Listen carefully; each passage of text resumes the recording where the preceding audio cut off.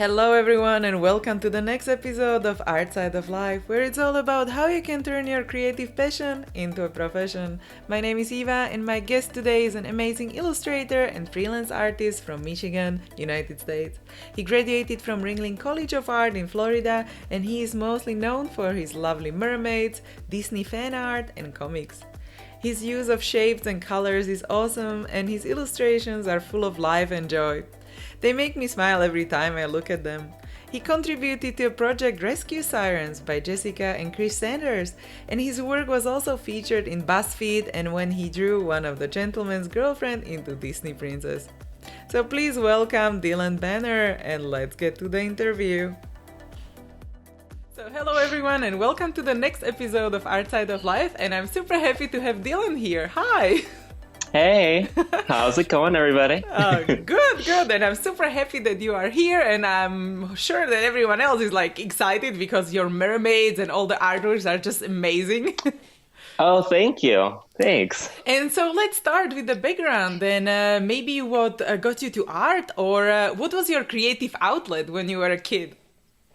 When I was a kid, I did mostly literally what I'm doing right now, just like with markers and crayons on like paper and paper plates and stuff, like a really weird kid. But basically what I love to draw has always been the same, and it's just grown and changed a bit. So yeah. You like mermaids from like young age?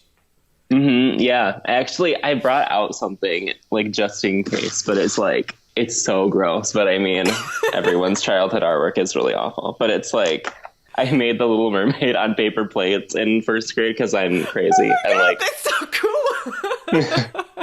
cool! So it's literally the whole movie, like a psycho. And then Wow. utter nonsense. So it has a story. Mm-hmm. Wow, that's really creative. Yeah. I mean, it's terrifying and creative, maybe. But and why paper plates? I don't know. There's an unclear, perfectly no explanation. So your parents probably knew already when you were young that you want to do like art. Yeah, they're probably just like, here, just use these. So, like, the paper plates are over there. And just go to town.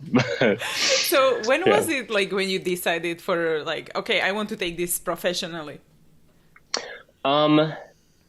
It wasn't really like a moment. It was just sort of like going through school. And, like, in math class, I would be drawing. In chemistry, I'd be drawing. So it's like, I really only had that one track going for me. And so, but then junior year, someone from Ringling College of Art and Design came to our high school art class and was like talking about their programs and campus and the whole setup they have there. And that's when I wanted to like figure out how to pursue it next, like actually pursue it. So that's when it took off in that way. Mm-hmm. Yeah. So which were kind of like the biggest decisions you had to do, like to get where you are now?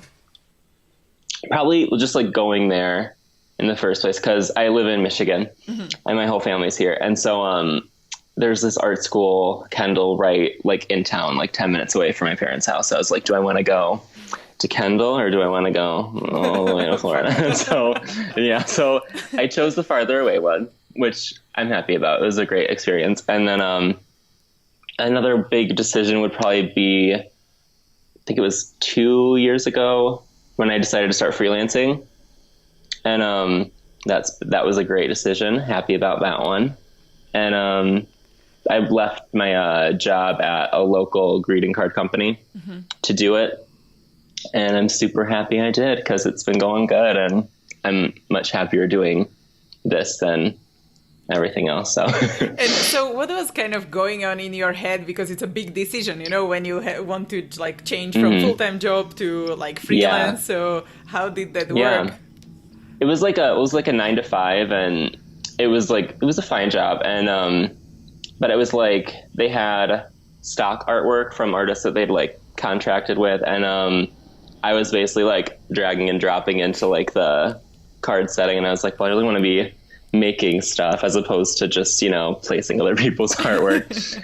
And so I wanted to make sure I had like built enough of a following of like a support system so that if I did want to leave, then I would have like options and, you know, like avenues to pursue other stuff. And so I stayed at that job for like 5.5 months, just like kind of like building up my stuff on my free time. Oh, cool. And then I quit. And the next week or like a couple of days later, I got my first freelance job, which was just like pure luck. And then that one just like bled into the next one and then the next one. And then it's sort of just all been like a very like lucky continuous progression from there. Oh, perfect. And so it came from like Instagram or social networks, or how did they find you? Yeah. Every single freelance job I've ever got has been from Instagram. Oh, wow. Which is nuts. But I mean, like, thank God, because like otherwise I don't know what I'd be doing. I'd be like working at Victoria's Secret in the mall like I used to do in my summers in college. Which is not that bad either, you know, for some people.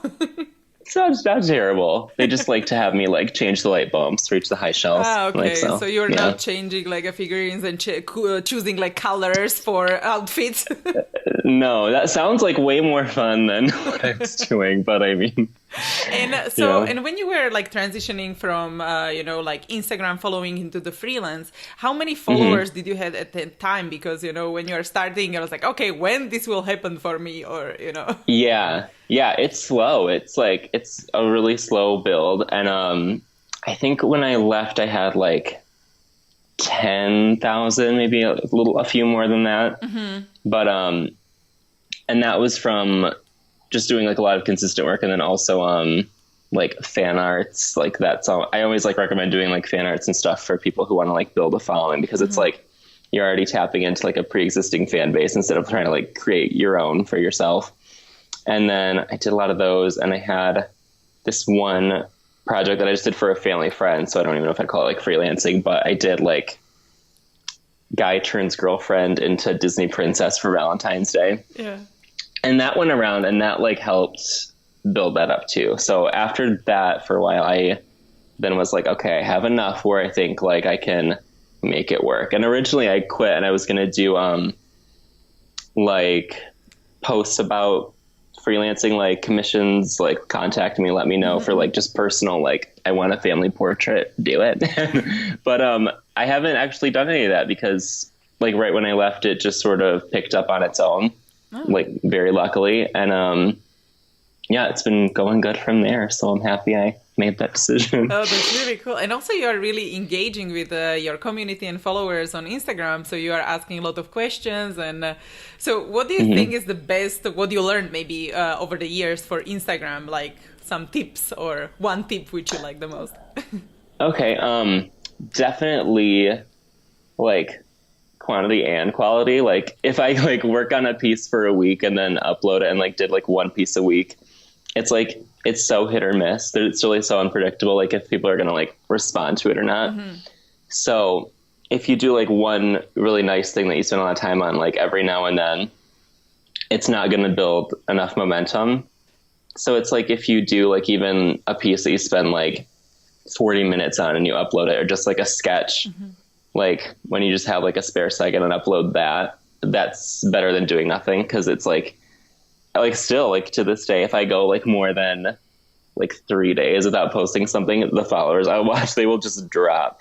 They'll go right down. I'm not sure if they are real though, you know, like who would unfollow? Like maybe right? like those fake ones. I don't know. I feel like if I unfollow someone, it's because like they just like uploaded something that I don't like, and I'm changing my mind. Like I don't like seek out people who haven't posted and been like, you're inconsistent. Yeah, exactly. So I think that's a bit more automatic when you are not like engaged with the app too often, or I don't know. But but that's a good tip. And I love asking questions too, because it's like, you know, what would you like to see more? Because then it's like you're not guessing. Like maybe they want to see this. It's like you actually know they want, oh, I've got recommendations for this, or this recommendation like 5 times. So that's a great way. And then like, or putting out multiple options for like a piece that's even like in progress, and saying like, which version do you prefer? And then it's just like another way to like engage, and also to make something that's going to have more like mass appeal, like when you try to sell it or have a sale or something like that. Ah, perfect. And Yeah, it's yeah, oh sorry. sorry. I was gonna say it's always like unpredictable though. Like I'll do a piece and I'll be like, I think this one's gonna go over really well. I think we're gonna like it, and then it'll be like, no, I hate it. So it's Yeah, just exactly. like, I also have this experience. Like, yeah, I feel like, I have worked on this one so long, so this will be like so nice. And then you don't have yeah, likes, and I was like, oh. And then you post something yeah, what you did for in 30 minutes, and it's like, yeah. and I was like, what? It's it's always that way. It's like, well, I put zero effort into this, but it worked out really well, and then I put a ton into this, and not so much. So it's just like I like give these tips and stuff at the same time. It's like it's also so unpredictable that I could very well be wrong right now. So it's all just like trial and error and just like posting a lot. I try to do it every day, but I totally fail on that. Like I attempt to, but I'm so awful at it. So But now you have a lot of projects, right? So it's hard to keep up with everything. So what is the most exciting project you're working on now, or something which is coming up in the future? Oh, well, I'm currently working on the Disney Princess comic book series with Joe Books, which I love. Yeah, I'm so excited about it, and that's been going great. And I did this poster design for there was like an event with Stan Lee, the creator of Marvel, and it was The Extraordinary Stan Lee, I think it was called, and I did a poster for it, and they're going to be selling that soon. I'm not sure where though, but I'll be like posting about it a ton because I'm super excited about it. And it was like very much out of my comfort zone. Like, as you know, like I only really draw like mermaids and like pretty flowy hair, like not usually like superheroes. So like Iron Man was a tricky one, and like, but it was super fun though because I don't usually do that. So it was nice to kind of try something totally different. Yeah, and so do you work normally in Photoshop or also Illustrator, or do you combine the traditional tools, or what do you work with? I used to just do Photoshop on my desktop computer, but then I bought my iPad Pro, an Apple Pencil in January, and I think I've sat down at that computer like 3 times. Like it's so bad, just like fully neglecting. But I love Procreate. And that's what I use for all the comics and that poster and everything that I've been posting on Instagram basically since January. And that's like highest recommendation. It's so nice because like I can go like out and do it too. And I know at least for me as a freelancer, like it'll like be a couple days and I'll realize I haven't left the house this week. Like, and it's not healthy. So I like, I so have it's the nice same to be able to, no, it's hard. So it's nice to be able to like leave the house and still do what you would normally do. So I like having it on the go. So how long does it usually take you to create one illustration, or how does it go maybe from your idea to the finished piece? Okay. Like, for one of the mermaid pieces, usually just like a day or like an afternoon, but like I'm very leisurely with my time. Like if I'm like, I need a break or a snack, or like I will, not a strong like 9 to 5er, but I'll take a day and I'll work on something. Or if it's like a project for someone else, like if it's a project for me, I'll be very leisurely. But if it's like a commission or something for the comic books, like where there's like a hard deadline, then it's basically just like wake up and go and just like get it done. But I usually tend to just take like a day, maybe 2 if it's like more detailed.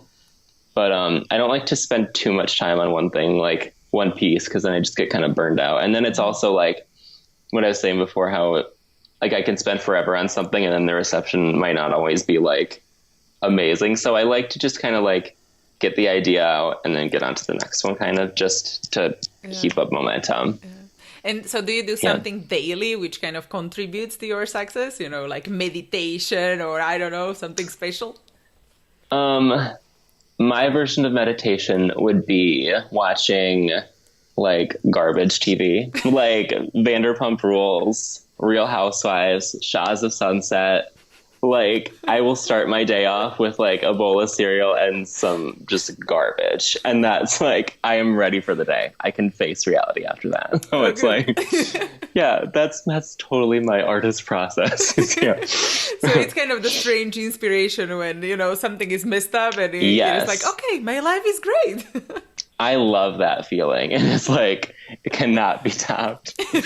But yeah, I would say that's a big part of the, like, I would just say like motivation, like it fuels me. Like, and what is your biggest inspiration, or what is like your something which you go to like every time you need like dose of inspiration?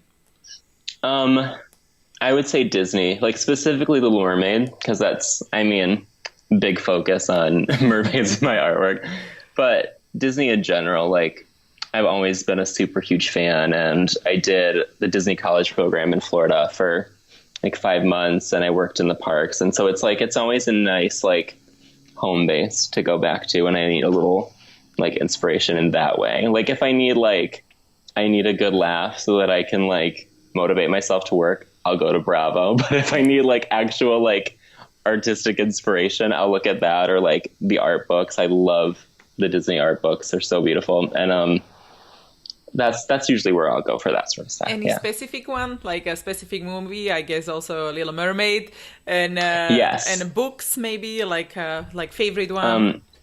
I have it's right over here somewhere. I may have set it under my computer. Oh no, it's right here.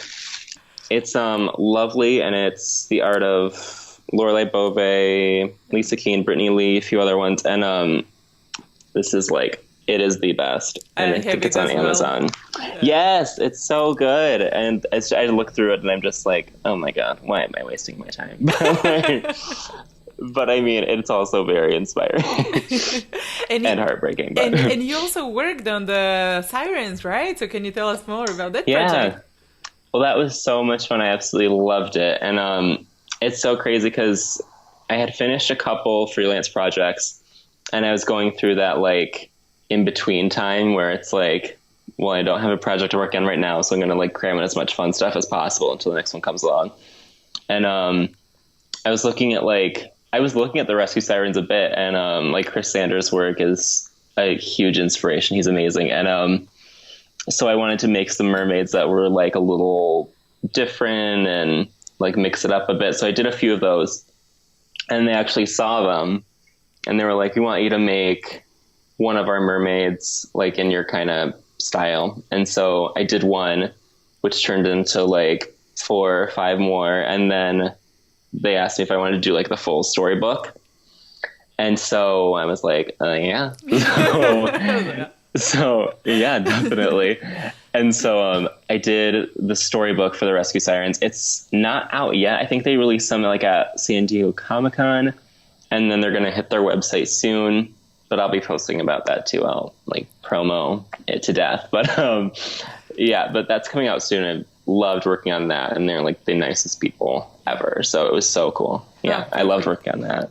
Yeah, because I think it might be out already when we will post the interview, so we can put it in a show notes, so our audience can check it out. And no, it's super exciting. That's perfect. And can you also mention if you have or before you had a mentor or someone who inspired you the most when you were just starting out? No, like mentor figure that I can think of, but I did get some really great advice from one of my teachers in college. I got this advice after I graduated and was like freaking out about jobs, but like not during, but I mean, whatever. But she, because I messaged her like a year out of college, and I was like in a blind panic because no one was hiring me, like rejections, like constant. Oh, no. And so I messaged her and I was like, I'm kind of freaking out a little bit because no one's gonna hire me. And she was replying, and she was super sweet, and she said like, you know, everyone kind of develops at their own pace. Like, it didn't happen in college. Like, I did not hit my stride in college at all. And so she was like, you know, if it didn't happen in college, it'll happen later. And it really is like, it's just going to happen at your own pace.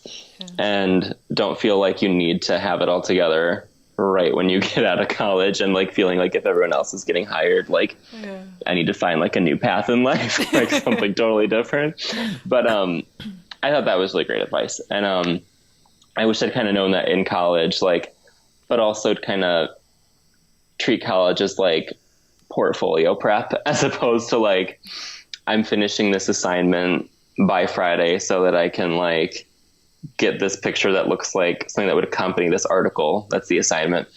And as opposed to, this is going to contribute to a cohesive portfolio that you want to get hired by.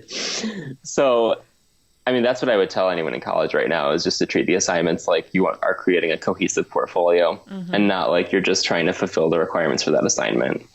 Because like if you hand people a portfolio that's like totally random, they're going to not know where to place you, which I think might have definitely happened in my case. But it worked out for the best, because then I went on my own little journey, and it all worked out. So, yeah. So how did you do it? Like after you finished the school, how long was it when you had to, you know, like develop yourself again, or kind of put it in a cohesive look? Yeah.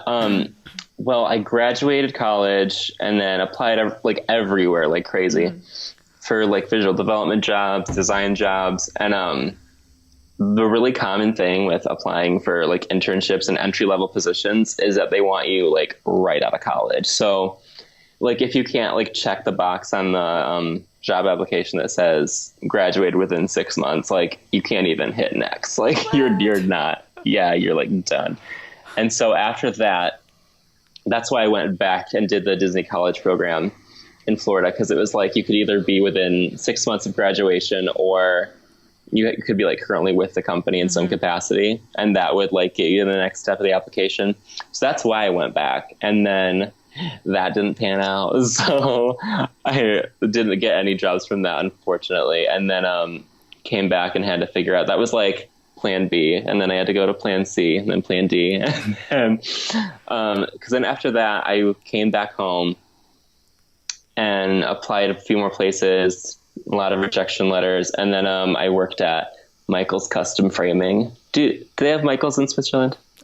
I don't know it, so maybe it is. It's like a craft store, like, oh yeah, I heard about it. Custom framing, that sort of, but it was a sad chapter. Oh, okay. Yeah. So yeah, that was a low point, I would say. And then, and then after that I did the local greeting card company. And then after that I did freelancing. So it was like a slow process. And when I applied at the greeting card company, it was like they liked my artwork, but like, again, they didn't quite know where to place me, how to like use it. And so, it was just, I really don't think I got like a cohesive altogether portfolio until I didn't need it, which is like too bad. But I mean, like now if I were to, but I mean, it happens at everyone's own pace. Yeah. And so kind of where did you learn how to set up a freelance or how to do all the business? Because then basically you need to be on your own and you are like a business person in art. So did someone advise you, or there are like websites you can look for? Or I'm not too good with like the whole like business mindset of it. And so like I'm still like in process of learning. Like, I'm like I set up a meeting to like talk to someone about getting like a business license and stuff like that to, make it more like professional. But, cause like it started up so quickly, and then it just sort of like kept going, and I was really busy. So it was like, it just kind of happened the way it happened, like in a more casual capacity. But now I'm like, all right, it's been 2 years. It's frequent. I need to like get it together. And so that is in process right now. But because it's different in every country. So it's always kind of tricky. Like, so how do I do this? Yeah. No, my boyfriend who I live with, he's much more like type A, like everything's organized, everything's labeled, everything's laminated. Like, whereas I'm just more like, I don't know. So he helped you to like, okay, you can contact this Yeah. person or you can look here. Okay. Yeah. So it's Yeah. always good to find like someone who can advise you. Yeah, definitely like fills in the areas where I do not have it together, which is great. Very lucky. Yeah. And do you do like planning as well, like for your goals and like weekly or monthly or year goal or something like that? That would be great. But I feel like it's so like unpredictable. Like I feel like jobs can come up really quickly, at least in my experience, and then like the turnaround time can be like 3 weeks. So I feel like if I were to make a plan, and I'm also not a plan person, but like if I were to do it and then have something like come up, it would all just like be scrapped and I have to just like start from there. So yeah, so I just kind of take it as it comes, which is like, it's nice, but it's also scary in a sense, like I don't know where my next paycheck is coming from.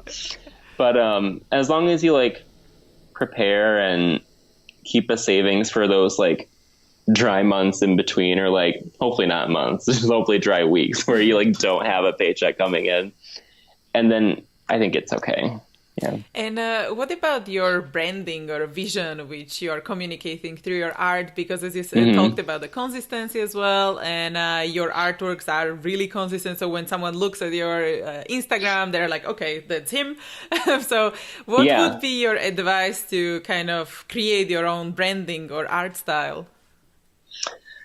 For that, that like took me a while. Like the whole like it happens in your own time thing. That was like where I was at with it. Like in all through college, I did artwork that was like every piece looked like it could have been done by a different artist, which it was good for like learning what worked for me and what didn't. But for like employers, they're just like, what on earth are you doing? So like in developing that, I did it very consciously. Like I looked through that like lovely book and I was like, well, what sort of things like am I really drawn to? What am I like less drawn to? And then like I just did like a straight up like master copy of like a Lorelei Bove piece, and I posted that and like said like this is 100% inspired by Lorelei Bove, no style influence on my part.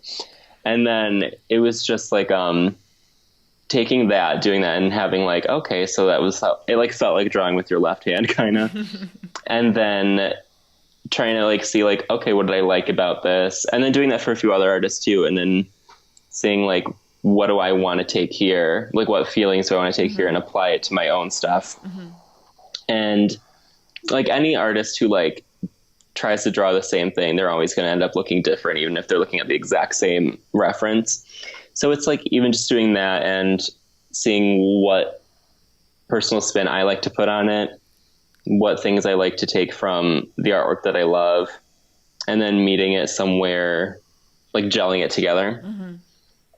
And so that was big for finding like a style that worked for me. And it's like, I found that when it comes to like your own style or getting artwork out, that you want to look kind of consistent. It's like, there really are no rules. Like if you want to use like line work in a different way that you didn't in your last piece, still just do it. And it'll still feel the same as long as there's enough connecting it, but just like, don't follow any like set of rules. Like I can't use lines here. I have to have it here. Like I usually don't draw like a lot of line work or like pupils like in people's eyes, but it's like, if you want to one time, like do it. There are no rules, and just like look at the artwork that you love and that resonates with you, and look at like how you do your own artwork, and then find a blend or find what you like and incorporate it. But I think being too like style conscious is like, what's the word I'm looking for? It's like, it's tricky. Yeah. Like it can like almost like trip you up and be like too daunting. Like it won't come out natural. But you just have to find a blend that will eventually like feel natural to you. Yeah. And then that's your that'll be your style. So you will like learn like fundamentals and just like anatomy and light and everything, and then you can study other artists. Like, oh, okay, I like this light, or I like this color combination, or I like I don't know, like how they draw hair or something, and then kind of somehow it develops.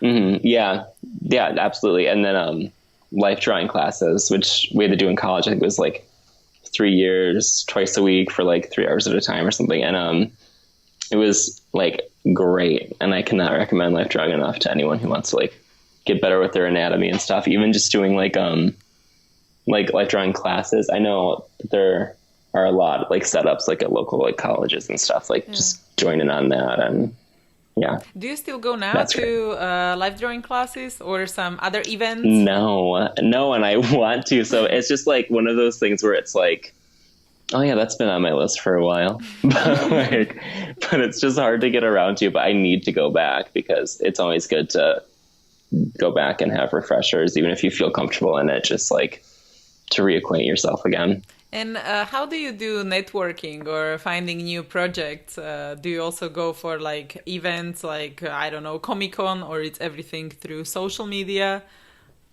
Everything so far has been through social media, and I've been lucky enough where all of the big freelance projects that I've had so far have like come to me, which is really nice. And I've like, it's kind of like sad in a way where it's like, I like will apply for so many things and try to get so many things like in terms of like art jobs and stuff, but they will never like pan out. The only ones that pan out, I feel like, are when like they want you, which is like weird, but I mean, if they want me, great. Like that is super. That's good. I will take it. Yeah. So, yeah. And now you have the freelance. You have like a one income, so you just like do the freelance jobs or commissions, or do you also sell artworks? And so how do you kind of combine your incomes? Yeah, well, up till just recently, actually, I had a part-time job at like a wine and canvas sort of place, you know, like paint and sips. Have you had those there in Switzerland? Oh, okay, yeah. So they've gone global. Okay. And so like I did that for a while, just like as a like host, like pouring Moscato for bachelorette parties. Like, and that was like, it was nice. Like, it's not a bad part-time job at all for an artist, but I just got so busy to the point where it's like, I needed to focus fully on this. And, now I do the freelance projects, and I do like sales on my Instagram where I just say like, hey, prints are $10 this week, so just shoot me an email, and then I'll go to like the local printer that I go to and like mail them out myself. And then it's like, it's nice because then I can charge less for them than doing it like through like Society 6, which is where I do all my other stuff. And then I can charge less, I can sign them, and then it's just like, they also don't take a cut, then it just all comes right to me, which is great. And so I would totally recommend doing that. And Society 6 is also great because you can upload your artwork once, and then you just like kind of forget about it, and then they send you money every month. They take a pretty big cut, but I mean, for not having to do much of anything, it's just like extra money every month, which I will never say no to. So, yeah, because definitely that's good. So you don't use like Etsy or these platforms to sell print? No, I feel like I maybe should get into that, but there just like hasn't been like a really like, need to yet, because I've been doing like the just like independent sales. Yeah. And I find that like easier, but I mean, I've also never tried it, so I really should get on that. But well, if it is working for you without, I mean, it's not necessary. Yeah. And also it's like I get nervous too about like uploading stuff that's like copyright. Like, so if I do like Wonder Woman, I'm not even like sure if I should be uploading this. So it's like, so I like to have it be like less on there at all times and just do like little specials every now and then where I can sell stuff. Yeah, because the fan art, it's kind of like a gray zone because it's already a different character, and yeah. All I know is like with Disney fan art, it's like they are not into it. Like don't sell it. So I will like never post that on anything like Society 6 or anything like that. But yeah, because they'll get really upset. But but everything else is a bit more of a gray area. So yeah. And so you mentioned some books and other like tools you use. Do you have something else which simplifies your life, which you just bought recently, or? Yeah, well, the iPad Pro and Apple Pencil, definitely. That is like major simplifying of the life. And then other than that, I can't really think of anything else. That's a big one in buying Procreate. It's so inexpensive, and it's so great to use. And it's like every time you lift up the pencil, it saves your picture. Ooh, that's So cool. I mean, that feature alone will sell me, because I cannot even tell you how many times I've been at my desktop, just like, So you all lost. yeah, all lost or like corrupted, and it comes back like in giant, like pixelated squares. And it's just like, yeah, so that feature alone will just like make you want to cry with joy. So And yeah. when you have many projects and you are deciding what to say yes and no to, what is kind of your decision process? My decision process for that is kind of like, usually if I really want to do it, I will make the time to do it. Like if I had like the comic books, I had like a few crazy deadlines recently, but then like the Stan Lee thing also came up to that poster. And I was like, well, I'm not saying no to either of these. So I'm just going to have to like torture myself for 2 weeks and make it work, because they're both awesome. And then another aspect of it, like, not to be totally like jaded, but it also is like sometimes financial. Like if they're saying, hey, we have this idea, but like we wouldn't be able to pay you, so it'd be free work. And then I'm just like, I mean, I have to buy groceries right now, so I can't really say yes to that. But I mean, like, Yeah. so there is like that aspect of it too, which I feel bad about. But I mean, it's also kind of realistic. Like, I mean, anyone who like has been to art school, well, or any college for that matter, is going to have like student loans for the next 10 years. And you have to like accommodate that. And so in terms of saying yes or no, if it's like something I really want to do, I will always make time for it, even if it like stretches me really thin. And then, yeah, that's about it. Perfect. Yeah, because I mean, if we decide already to live from art, we need to charge it as any other job, because you need to pay bills, obviously. And so when you are after school, you mentioned that you had a hard time finding a job and everything. So was that like the worst career moment so far, or was there some other difficult time? I'm like hoping that is the worst like low point of my art career, but like fingers crossed, because it can always turn. No, but it's more like what you learned from it. That what would be your key takeaway, like from that time. Like if I'm stressing about like a deadline or something that like I'm trying to get done, and or like getting frustrated, I'll just be like, well, I'm not like doing custom framing at Michael's right now, so just be grateful. And like, yeah, that'd be the biggest takeaway. And then there's like also like I also needed that time in order to get my art to where it is now. Like I wouldn't have been able to do what I'm doing now with like the skill or the way I was going about my artwork before, where it was all mismatched, it all looked different, and it was all very like scattered. Whereas now it's like, well, even in that time when I was working at those like jobs that I didn't love, is like I had the time to sort of develop, which I needed in order to be able to work freelance now. So, I mean, it happened for a reason. So that was great. Yeah. Good. And do you have like a quote you like, something you live by, or just something you're like, oh, this is good? I'm not too much of like a quote person, just in the sense where it's like, if something's like really inspirational, like I'll instantly like push it away. Oh, I don't know about a quote, but like play any Carly Rae Jepsen song and I'm feeling good. So I mean, like, so I would probably just say like anything Carly Rae Jepsen quote, like that. That'd probably be it. That gets me going. Perfect.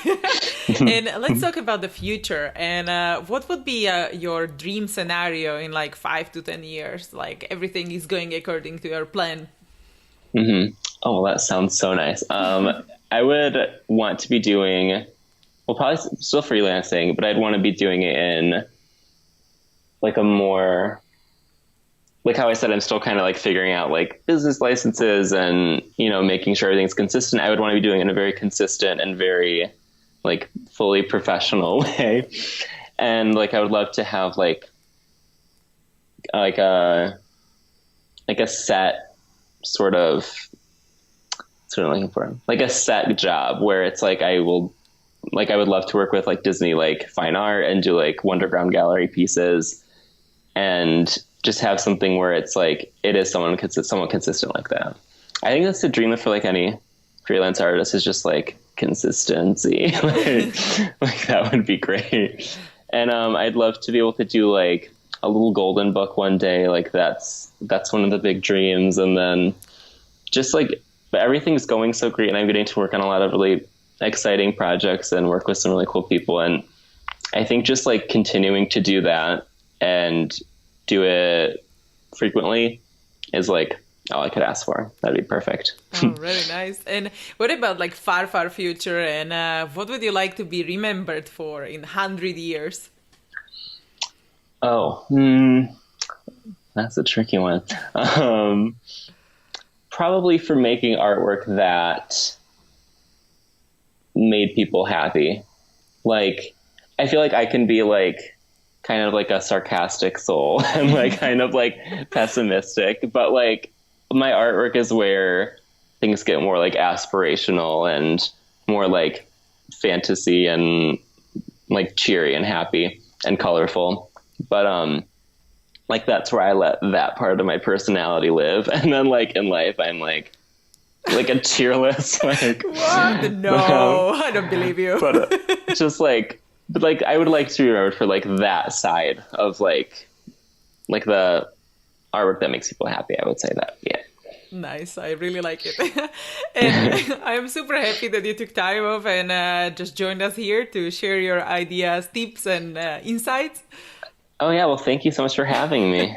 It was super nice and my pleasure. And before we say goodbye, maybe you can share last piece of advice or guidance, and then we will go to create stuff. Oh, okay. Last piece of advice would probably be if you're like feeling like stressed out over your artwork or like it's not coming together, just, deep breathe and it'll happen when it is meant to happen. You'll go at your own pace and do what feels natural to you. Just find something cohesive, like a project that you like that would involve like a series of like maybe 12 pieces for your portfolio, if that's what you're going for.